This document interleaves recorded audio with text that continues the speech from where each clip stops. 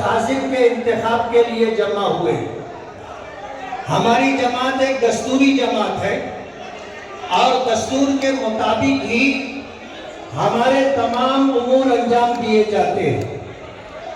آج اس مجلس میں بات کی ابتدا دستور سے ہوئی اور کسی کا نام پیش کیا جائے اس سے پہلے میں نے کچھ کہنا چاہا تھا، تو مجھے یہ جواب دیا گیا کہ نام پیش کیے جانے سے پہلے کسی کے کچھ کہنے کا موقع یا بات کہنے کی اجازت دستور میں نہیں۔ میں نے اس بات کو قبول کیا کہ جب یہ دستور ہے تو ہماری جماعت دستوری ہے، دستور کا اہتمام، دستور کو ماننے کا اہتمام ہونا چاہیے۔ لیکن دوسری غیر دستوری بات کی جا رہی ہے کہ صدر محترم کو یہ پسند ہے کہ وہ ایسا کوئی شخص جس کا سیاست سے تعلق ہو وہ ہماری جماعت کا صدر نہ رہے۔ میں مفتی معصوم ثاقب صاحب سے پوچھنا چاہوں گا کہ کیا یہ دستور میں ہے؟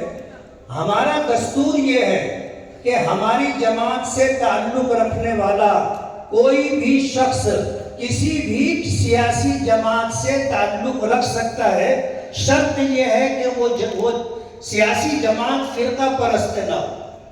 یہ ہمارے دستور میں ہے۔ آپ دستور کی دہائی دیتے ہیں، دستور کے خلاف بات صدر محترم کی طرف منسوب کر کے کہ صدر محترم کی پسند ہے۔ میں ایسا مانتا ہوں کہ دستور سے اوپر کوئی نہیں ہوتا۔ دستور دستور ہے اور مولانا بدر الدین اجمل کا حوالہ دینا، ان کا عمل ہمارے لیے دستور نہیں ہے، کسی اور کا حوالہ دینا دستور نہیں ہے۔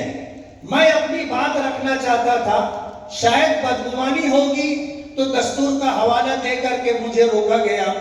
ہمارا ہمیشہ کا یہ معمول رہا ہے کہ ہم اتفاق کے رائے سے صدارت کا انتخاب کرتے، کبھی اختلاف نہیں ہوتا، لیکن کچھ معاملات ہیں جس کی وجہ سے یہ ماحول بنایا گیا کہ صدارت کے لیے ایسی صورتحال بننا چاہیے کہ انتخاب نظر آئے اور پورے مہاراشٹر سے اراکین منتظمہ آئیں، اور اس کا پس منظر یہ تھا کہ سوشل میڈیا پر اور پورے مہاراشٹر میں مالیات کو لے کر کے جو الزامات در الزامات کا سلسلہ ہے، اس کے پیش نظر پوری ریاست بے چین ہے۔ اور یہ معاملہ آج کا نہیں ہے۔ میں ورکنگ کمیٹی کا ممبر ہوں مہاراشٹر کے، میں مرکز کی جو ہے ورکنگ کمیٹی کا ممبر ہوں، جیسا مفتی معصوم صاحب جنرل سیکریٹری مرکزی جمعیت سے انہوں نے اس بات کا اظہار کیا، تو میری بات سننا چاہیے تھا۔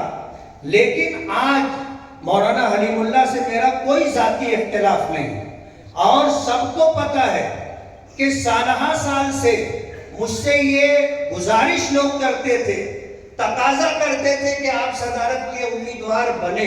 میں نے ہمیشہ معذرت کی، اللہ نے مجھے جو دیا ہے میرے لیے اسی کو سنبھالنا مشکل ہے۔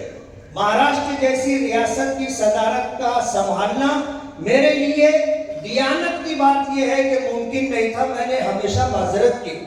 لیکن آج ہماری جمعیت پر مالیات کو لے کر کے جو الزامات در الزامات کا سلسلہ ہے اس کا تصفیہ ہونا چاہیے۔ مولانا حلیم اللہ صاحب سے معذرت کے ساتھ مجھے مرحوم گلزار اعظمی رحمت اللہ علیہ نے جو بات کہی ہے کہ نوٹ بندی کے موقع پر ایک بہت بڑی رقم دی گئی اور اس کے بعد دفتر میں ایک بہت بڑی رقم تھی جو لوگوں کی لا علمی میں لے جائی گئی، اور یہ کروڑوں کی رقم ہے اور آج تک اس کا تصفیہ نہیں ہو سکا۔